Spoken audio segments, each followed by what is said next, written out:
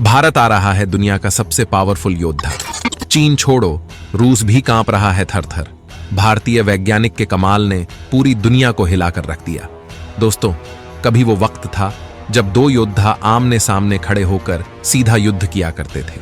दो सेनाएं सीधे युद्ध में अपनी ताकत का प्रदर्शन किया करती थी। लेकिन आज युद्ध मिसाइल और तकनीकियों का है। भारत के प्रोजेक्ट चीता से दुश्मन देशों में मची खलबली। मानव रहित युद्ध के लिए पूरी तरह से तैयार है देश की सेना। बेहद घातक हथियारों से तीनों सेनाओं को किया जा रहा है लैस। दोस्तों, योद्धाओं को भी तकनीकियों से लैस होने की जरूरत होती है। जो देश तकनीकियों में पीछे है वो युद्ध में विजय नहीं प्राप्त कर सकता है। अब वक्त हाथ से नहीं मिसाइल से लड़ने का है, क्योंकि तकनीक के दम पर दूर बैठे रहकर भी दुश्मन को बर्बाद किया जा सकता है। अमेरिका ने अलकायदा चीफ अल जवाहिरी को इसी तरह हजारों किलोमीटर दूर रहकर ड्रोन हमले से मार गिराया था। दोस्तों, भारत भी अपने सेना को नई तकनीकों और मिसाइल से लैस करने में लगा है। अगर हम ड्रोन की बात करें तो भारत इजराइल के द्वारा बनाए गए ड्रोन इस्तेमाल करता है।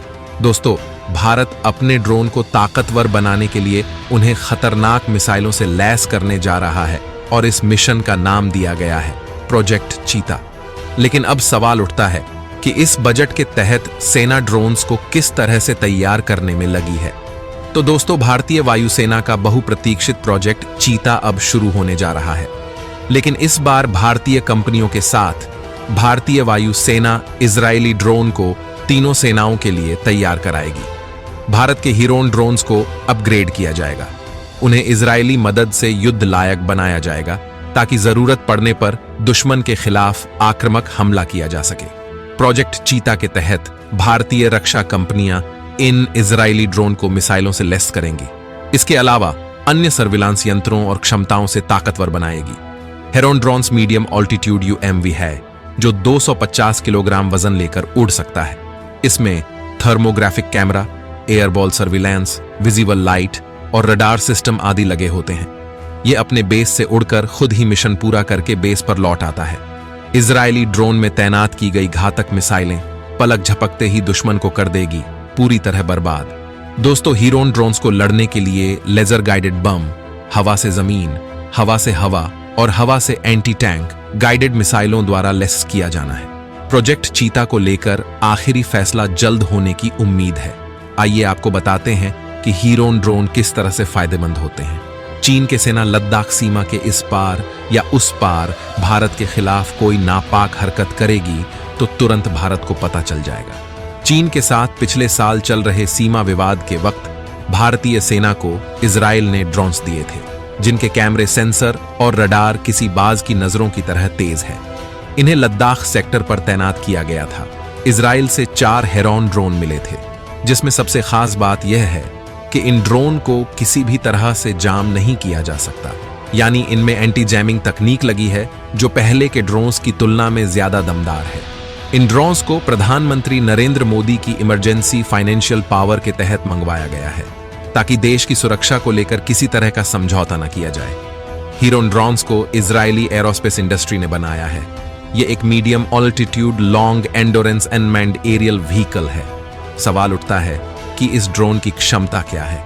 तो दोस्तों, हीरोन ड्रोन एक बार हवा में उड़ा तो 52 घंटे तक उड़ान भरने में सक्षम है। यह जमीन से 35,000 फीट यानी 10.5 किलोमीटर की ऊंचाई पर बेहद शांति से उड़ता रहता है। इसे नियंत्रित करने के लिए जमीन पर एक ग्राउंड स्टेशन बनाया जाता है जिसमें मैनुअल और ऑटोमेटिक कंट्रोल सिस्टम होते हैं। ये ड्रोन किसी भी मौसम में उड़ान भरने में सक्षम है। हीरोन ड्रोन में कई तरह के सेंसर और कैमरे लगे हैं, जैसे थर्मोग्राफिक कैमरा यानी इंफ्रारेड कैमरा जो रात में या अंधेरे में देखने में मदद करते हैं। इसके अलावा visible light airborne ground surveillance जो दिन की रोशनी में तस्वीरें लेता है। साथ ही इंटेलिजेंस सिस्टम समेत कई तरह के राडार सिस्टम लगे हैं।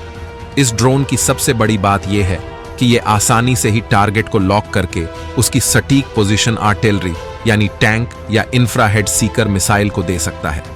यानी सीमा के इस पार से ड्रोन से मिले सटीक टारगेट पर हमला किया जा सकता है। इसके कम्युनिकेशन सिस्टम सीधे तौर पर ग्राउंड स्टेशन से संपर्क में तो रहते ही है। इसके अलावा इसकी संचार प्रणाली को सैटेलाइट के जरिए भी लिंक दिया जा सकता है। इसके नेविगेशन के लिए pre program fully automatic navigation को चलाया जा सकता है या फिर मैन्युअली आप रिमोट से इसे नेविगेट कर सकते हैं। इसका कुल वजन 250 किलोग्राम है। भारत में भेजे गए इजराइल हीरोन ड्रोन का नाम ईगल या हारफांग है। हालांकि भारतीय सेना इसे अपना अलग नाम दे सकती है। दोस्तों, भारतीय सेना इसका उपयोग सीमाओं की निगरानी और आत्मन की गतिविधियों को रोकने के लिए करेगी। इसके अलावा भारतीय नौसेना इसकी मदद से हिंद महासागर, अरब सागर, बंगाल की खाड़ी समेत कई अन्य तटीय इलाकों पर घुसपैठ और चीनी हरकतों पर नजर रख सकेगी। खास बात यह है कि इस ड्रोन की मदद से आप समुद्र के अंदर भी झांक सकते हैं। ये पानी की गहराई में मौजूद पनडुब्बियों पर भी नजर रख सकती है। साथ ही इसके थर्मल सेंसर कैमरा रात के अंधेरे में होने वाले इंसानी मूवमेंट को पकड़ सकते हैं। दोस्तों, ड्रोन की सबसे खास बात यह है कि यह जमीन, हवा और समंदर तीनों जगहों पर काम कर सकती है। और अगर इजराइल से मिले heron drone anti tank guided मिसाइलों से लेस हो जाते हैं तो ये चीन के लिए बेहद घातक होने वाला है, क्योंकि इससे भारत दुश्मन देश चीन पर नजर रखने में ज्यादा सक्षम हो जाएगा। और अगर चीन अपनी सीमा पार करता है तो उसे बर्बाद करने में भी ज्यादा वक्त नहीं लगेगा। स्वदेशी ड्रोन्स की भयानक सीरीज है तैयार। डीआरडीओ मचाने जा रहा है दुनिया में तहलका। दोस्तों, बड़ा सवाल यह भी उठता है कि भारत ड्रोन तकनीक पे कितना ताकतवर है और भारत का स्वदेशी ड्रोन कितना ताकतवर है। तो दोस्तों, भारत के पास एक ऐसा ड्रोन है जिसका उपयोग कई तरह से किया जा सकता है। फिलहाल इसे विकसित किया जा रहा है, लेकिन अगले 2-3 सालों में इसे भारतीय मिलिट्री में शामिल किया जा सकता है। इसका नाम है कॉम्बैट एयर टीमिंग सिस्टम। इसे बनाया है हिंदुस्तान एरोनॉटिक्स लिमिटेड और डीआरडीओ के साथ 2 अन्य संस्थाओं ने मिलकर इनका उपयोग आमतौर पर भारतीय वायुसेना और भारतीय नौसेना के लिए किया जाएगा। कैट्स के 4 वेरिएंट बनाए जा रहे हैं।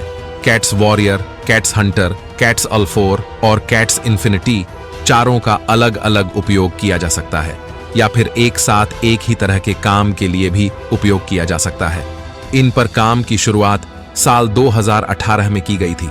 डीआरडीओ लक्ष्य ड्रोन की तरह ही HAL के कैट्स वॉरियर्स ड्रोन में PTA-E7 क्वीन टर्मोजेट इंजन लगा है। ये वॉरियर ड्रोन 2x4 का फॉर्मेशन बनाकर हमला करता है। इसका डिजाइन मिसाइल की तरह बनाया गया है। ये stand of air launched cruise missile की तरह दागी जाती है। इसे भारतीय वायुसेना अपने टाइगर जेट्स मिराज 200, जैगुआर या सुखोई Su-30 AMKI में भी लगा सकती है। इसके विंग्स मुड़ सकते हैं। ये 250 किलोग्राम वजन का हथियार उठा सकता है या खुद ही आत्मघाती हथियार बन सकता है। इसकी मारक रेंज 200 से 300 किलोमीटर है। एक बार टारगेट पर बम गिराने के बाद ये वापस भी लौट सकता है। ये दुनिया के किसी भी नेविगेशन प्रणाली को फॉलो करके दुश्मन पर हमला करने में सक्षम है। कैट्स अल्फा स्वयं अटैक के लिए बनाया गया है। यह एक आत्मघाती हथियार है, यानी एक बार इसे छोड़ दिया जाए तो ये दुश्मन के टारगेट पर जाकर खुद के साथ साथ उसको भी बर्बाद कर देता है।